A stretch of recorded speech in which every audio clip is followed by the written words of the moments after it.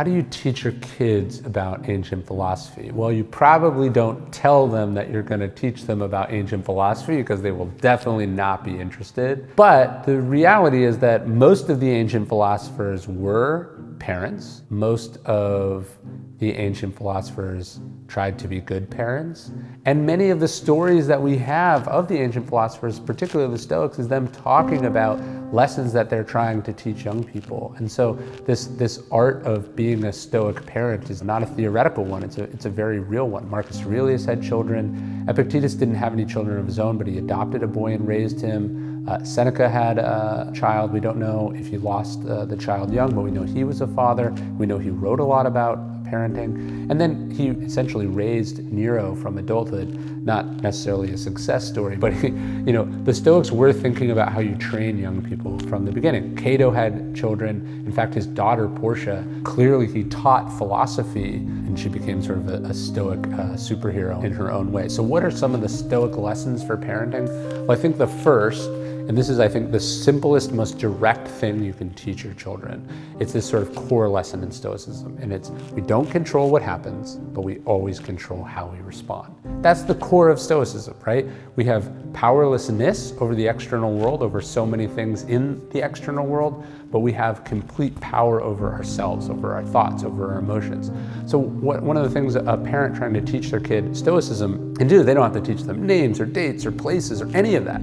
You just go, look, okay, that person shoved you on the playground. You don't control that. You didn't like that. You didn't want that. But you control what you're going to do in response. Are you going to tell them how that made you feel? Are you going to decide to hit them back? Is that the kind of person you want to be? You control whether you're going to sit and cry about it all day. You control whether you're going to pretend to be sick and stay home from school the next day. You don't control what happens. You control how you respond. You don't control whether your teacher, has it out for you. You control how you show up every day and the work that you put in. You don't control whether you have a natural aptitude for math or sports or any of these things, but you control the effort you put in. You control where you decide to channel your effort in response to this reality. So at the core of Stoicism is that idea. And I think it's one of the most powerful and important lessons you can teach your kids. And the earlier you teach them this, the better. We don't control what happens, but we always control how we respond. I think if I was going to try to teach my kids some sort of core Stoic lessons, I might just start with those 4 Stoic virtues. And I think these are words you can put up around your house. You can quiz them on flashcards, you can talk to them about it, and of course you also have to sort of exhibit them and be a role model about them. But the 4 Stoic virtues are courage, moderation, justice, and wisdom, right? Bravery, endurance, strength, that's courage, temperance, so moderation, balance, self-control, equilibrium, that's that second virtue. Justice, doing the right thing. Just that you do the right thing, Marcus Aurelius said, the rest doesn't matter. And then wisdom, the joy and the love of knowledge, the pursuit of knowledge, education. So those 4 core Stoic concepts. Again, your kid doesn't need to know who Marcus Aurelius is, doesn't need to know who Seneca is or Epictetus, but we can just teach them those 4 things. I think if that core virtue for the Stoics is wisdom, then you have to actively prioritize education in your home. Seneca is given a Stoic tutor growing up. Cato given a Stoic tutor growing up. Marcus Aurelius given a Stoic tutor growing up.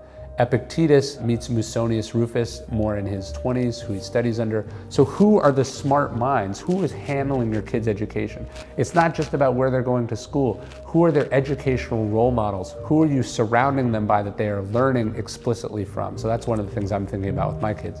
Okay, school, that's a legal obligation. Getting into college, that's part of it. But what can I do with my means to make sure they're getting access to really great teachers and thinkers who they can learn from in a direct one-on-one relationship?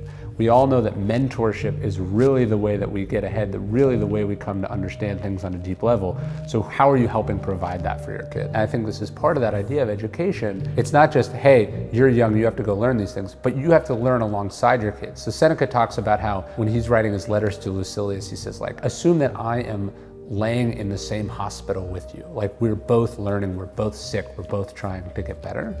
And so it's not just enough to tell your kids that, wisdom and education are important, but how are you modeling that with your decisions? How are you learning with them? How are you bringing them in when you're struggling with things? So when we're talking about teaching these 4 virtues of courage, justice, temperance, and wisdom, like, how are you helping bring your kids into that? Show them a situation you're struggling with at work that, sort of pulling at your conscience, and show them how you're thinking about it, how you're wrestling with it, and hopefully and ideally show them how you're going to make the right decision afterwards.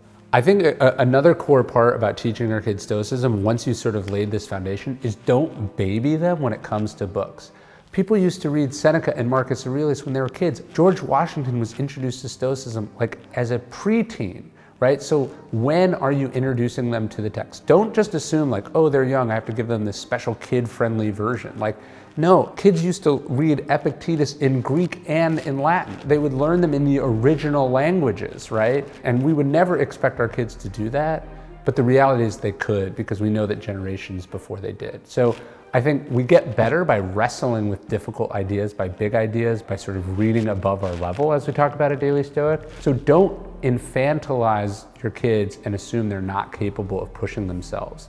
So like, look, sure, they can start with the Daily Stoic Instagram, or they can start with these videos, they can start with the podcast, or though, like, give them a copy of Marcus Aurelius, let them wrestle with it. Show how you're wrestling with it too. Talk to them about it. You might be understanding it at different levels, but make this Stoic process something you're engaging in together, something that you are both working on.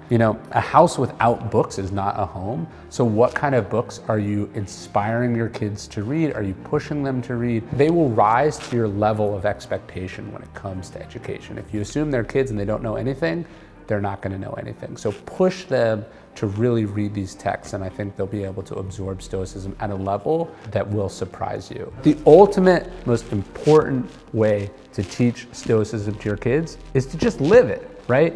Epictetus said, don't talk about your philosophy, embody it, right? Don't talk about it, be about it. You can't go around and tell your kids, look, these are the 4 virtues, this is what the Stoics said, this is what Marcus Aurelius would do.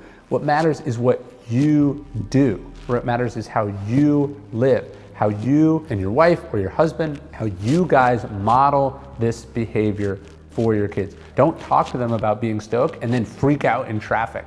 Don't talk to them about self-control and temperance and then have an insatiable appetite for food or sex or money or fame, right? You have to prove these lessons. So the best way ultimately to teach your kids about Stoicism that doesn't require any explicit work from you as far as teaching goes or instruction goes is just to live the principles that we talk about here and that Seneca and Marcus Aurelius and Epictetus laid down all those centuries ago. Hey, thanks for watching Daily Stoic. If you want to learn more about Stoicism, you can check out some of our other videos here. Subscribe, we'd really appreciate it. Keep learning, keep studying, and remember those 4 Stoic virtues: courage, justice, temperance, and wisdom.